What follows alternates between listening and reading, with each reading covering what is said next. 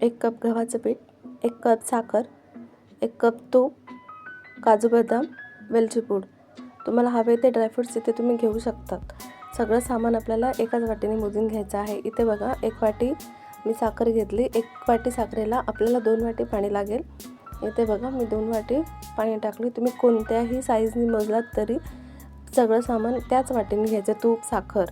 आता मी साईडला पाणी गरम करायला ठेवलं आणि इथे कढई गरम करायला ठेवते. मग आपलं कढई गरम झालं की त्यात आपण तूप टाकणार आहोत. मी जे घेतलं आपण 1 वाटी त्याच्यातलं अर्ध वाटी तूप टाकले आणि त्याच्यात आपल्याला ड्रायफ्रूट्स तळून घ्यायचे आहेत. ड्रायफ्रूट्समध्ये मी काजू बदाम घेतले. तुम्हाला हवे ते तुम्ही ड्रायफ्रूट्स वापरू शकतात. आणि ते तूप गरम झाल्यावर हे बघा मी इथे ड्रायफ्रूट छोटे छोटे तुकडे करून घेतलेले आहेत. तुम्हाला हवे असेल तर तुम्ही अख्खे टाकू शकता. आणि आता आपल्याला हे तुपामध्ये तळून घ्यायचं आहे. बघा इथे साईडला तसंच पाणी गरम करायला ठेवले. आधीमध्ये ते म्हणजे जे साखर आणि पाणी ठेवलं त्याला आपण ढवळून घ्यायचं आहे.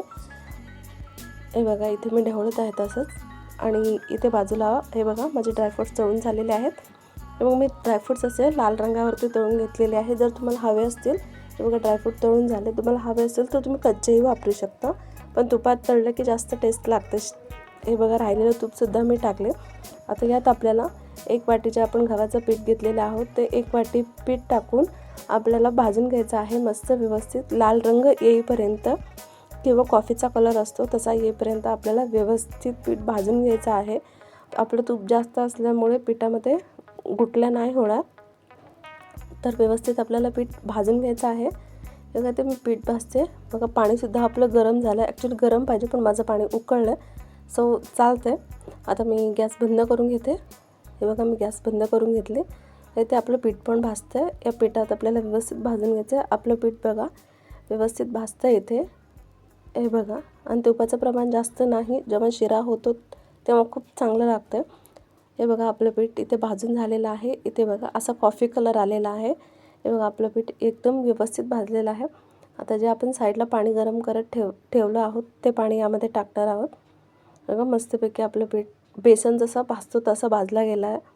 तर ह्याला गरम पाणी टाकले. आता गरम पाणी आपल्याला सगळं टाकून घ्यायचं आहे.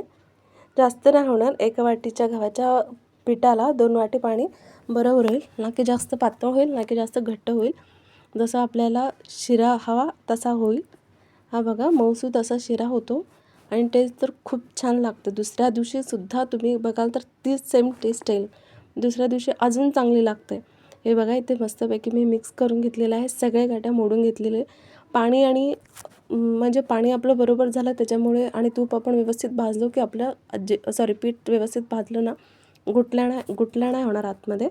तर हे बघा व्यवस्थित मी आपलं शिरा झाला. तर यात तळलेले ड्रायफ्रूट्स टाकून घेते. काजू बदाम वेलची पावडर टाकले. आता मी याला व्यवस्थित मिक्स करून घेते.